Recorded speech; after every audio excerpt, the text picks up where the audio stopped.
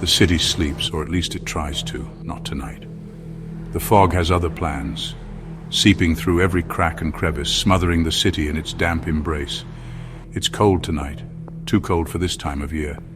The kind of cold that gets under your skin, stays with you. I pull my trench coat tighter, a futile attempt to ward off the chill. It's no use. Tonight the cold goes deeper than bone. They call this Fog Town. Never understood why, until tonight. Now I see. It's like the fog itself is alive, swallowing everything in its path. Memories, identities, lives, and him? He likes it that way. The fog is his accomplice, his canvas. He paints the town red, crimson streaks staining the fog, a macabre masterpiece only he can truly appreciate. They say he's a phantom, a whisper in the night. A grim fairy tale parents tell their children to keep them in line, but I know better. He's real, and tonight he's hunting.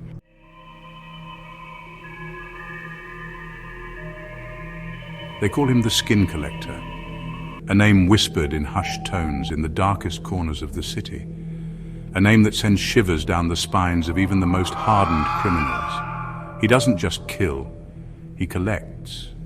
He takes trophies, souvenirs, but not the kind you'd find in a pawn shop or display above a fireplace. He wears his trophies, stitched together, a patchwork tapestry of flesh and bone, his victims, their skin, their faces, their lives, all woven into his own twisted masterpiece.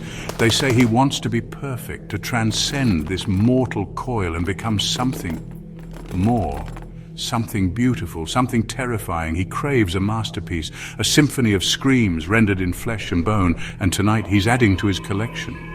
The air itself feels heavy tonight, charged with a strange energy, an awareness. He's out there, watching, waiting.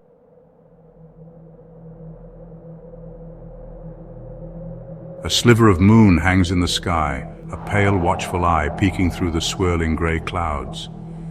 There's a stillness to the night that's more unsettling than any storm. A hush has fallen over the city, as if even the rats are afraid to breathe tonight. The city, once a symphony of noise and light, now feels like a graveyard. Empty streets stretch out before me, slick with rain and reflecting the sickly glow of the streetlights. Every shadow seems to writhe, every gust of wind whispers his name.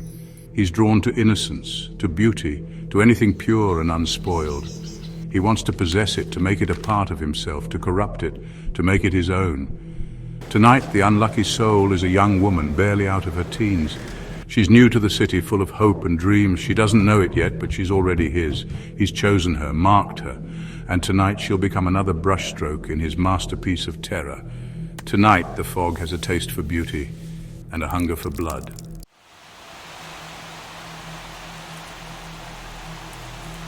The Velvet Room, a dive bar on the edge of town where the whiskey's cheap and the clientele even cheaper.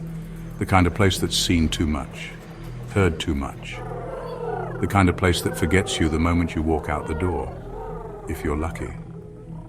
She's sitting at the bar, nursing a drink, trying to blend in, but some things, some people, they just stand out. She's a flame in this den of shadows, a splash of color in a black and white world. Red dress, red lipstick, red like the blood he craves. He's watching her, I know it, studying her every move. The way her fingers drum against the bar top, the way she throws her head back when she laughs.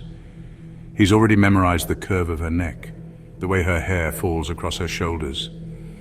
He's already imagining how her skin would feel beneath his fingertips.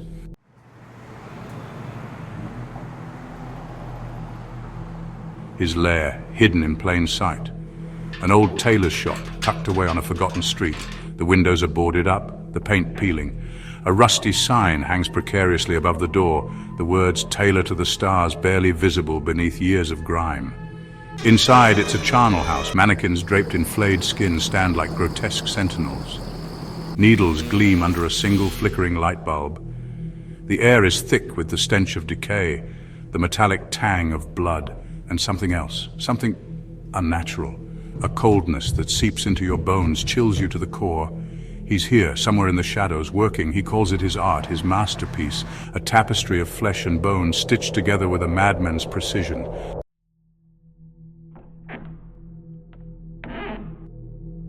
He runs a gloved hand over a length of pale, flawless skin. It shimmers under the dim light, almost translucent.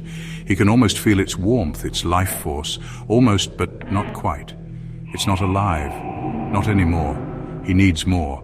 He needs to feel the pulse of life beneath his fingertips, the rush of blood, the tremor of fear. He needs to see the light fade from their eyes as he takes what's his, as he makes them a part of him.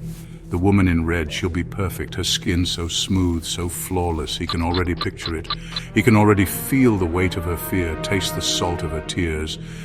He can already hear the symphony of her screams. Soon, she'll be his soon, and his masterpiece will be one step closer to completion.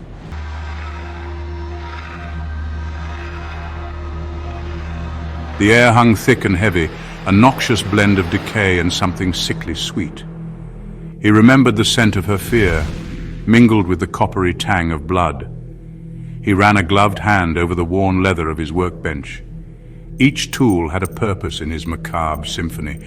She had been his canvas that night, a young dancer, her body a testament to years of dedication. He had watched her for weeks, memorizing her movements. He had imagined the delicate lines of muscle beneath her skin. She had been so eager, so trusting.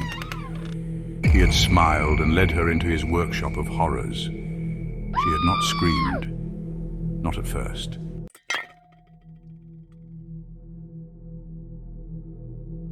He worked slowly, methodically. Each cut was precise, deliberate. He was not a butcher, he was an artist. And this was his art. The scalpel danced across her skin, peeling back layers of flesh to reveal the intricate network of muscle and sinew beneath. He took his time, savoring her fear, the way her breath hitched with every slice. He had started with her back, carefully removing the skin in one long, unbroken piece. He could still remember the way she had arched beneath his touch, her muscles spasming as the pain ripped through her. He had worked through the night, fueled by a potent cocktail of adrenaline and something darker, something more primal. He had preserved her screams, bottled them up inside his mind. They echoed in his dreams, a constant reminder of the power he wielded, the power to give life to him and to take it away.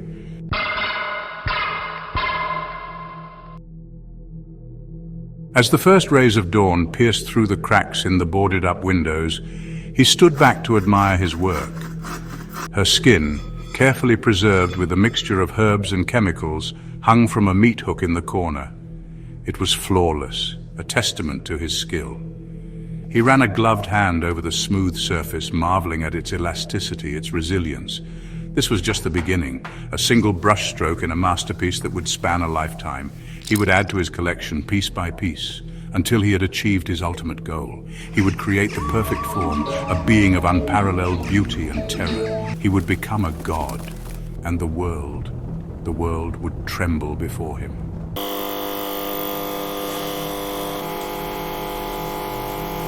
The velvet room's neon sign buzzes, a dying insect trapped in the thickening fog. It casts a sickly yellow glow on the wet pavement, barely reaching the other side of the street.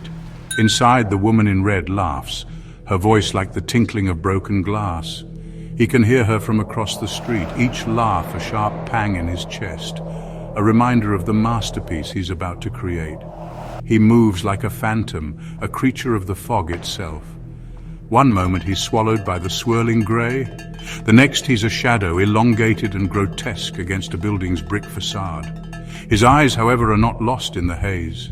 They gleam with an unnatural intensity, laser-focused on his prey, the rhythmic click of his boots on the wet pavement, a sound that would send chills down the spine of any sane person.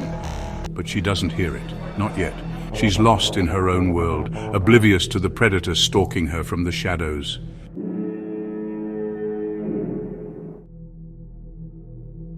The fog muffles the sounds of the city, creating an eerie silence broken only by the distant wail of a siren and the pounding of his own heart.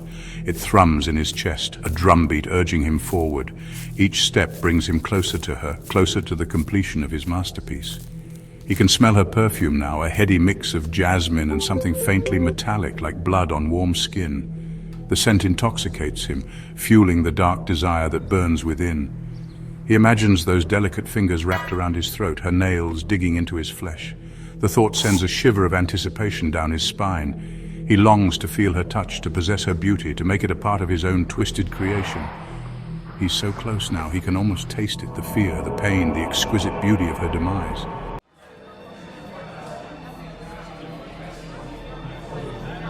Inside the bar, the woman in red finally stirs. She drains the last of her drink, the ice clinking softly against the glass. She's oblivious to the danger lurking just outside the door, to the pair of eyes that watch her every move. He waits, his breath catching in his throat as she gathers her things. He can hear the soft rustle of her coat, the click of her heels against the hardwood floor. He imagines the feel of that smooth skin beneath his fingertips, the way her body will tremble as he makes her his own. She pauses at the door, her hand resting on the handle. For a moment he thinks she's sensed him, that she's aware of the predator lurking just beyond the threshold. But then she throws her head back and laughs, a sound that echoes into the night, both beautiful and heartbreaking. The door swings open, and the fog rushes in.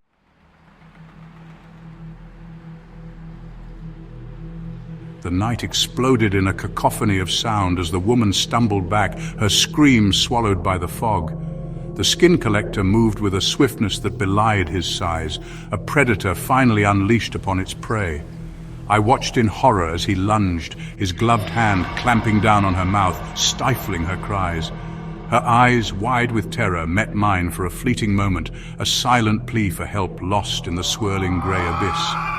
I knew then that I couldn't just stand there, paralyzed by fear. This woman, this stranger, was about to become another gruesome addition to his grotesque collection, another face in his twisted tapestry of flesh and bone. I had to act, but what could I do? I was outmatched, outgunned, facing a creature that seemed more myth than man. His reputation preceded him, a chilling symphony of whispers and screams that echoed through the darkest corners of Fogtown. He was death incarnate, and I was just a man with a voice and a story to tell.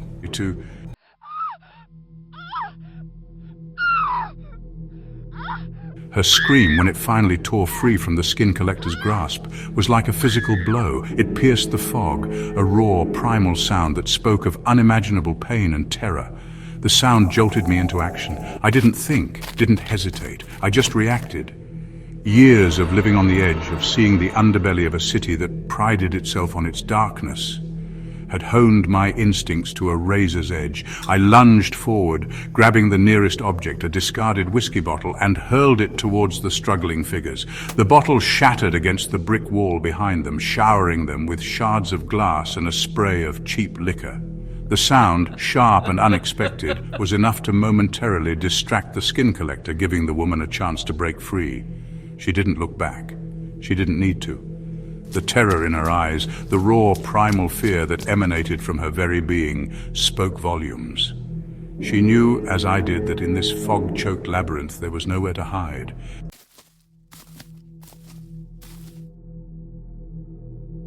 She ran, a fleeting splash of red swallowed whole by the swirling grey. The skin collector hesitated, momentarily disoriented by the sudden chaos. It was then, in that brief window of opportunity, that I made my move. I didn't waste time looking for a weapon. My voice, rough and gravelly from years of cheap whiskey and even cheaper cigarettes, was all the weapon I needed. "Hey, freak show! You want a piece of me? Come and get it!" I roared, my voice echoing through the empty street. The effect was instantaneous. The skin collector turned, his head snapping up, his gaze piercing through the fog like a predator scenting prey. His eyes, two burning embers in the swirling grey, locked onto mine, and for a moment time seemed to stand still. I saw in that gaze a depth of madness, a chillingly calculated cruelty that sent a shiver down my spine. This was no mere man. This was something else.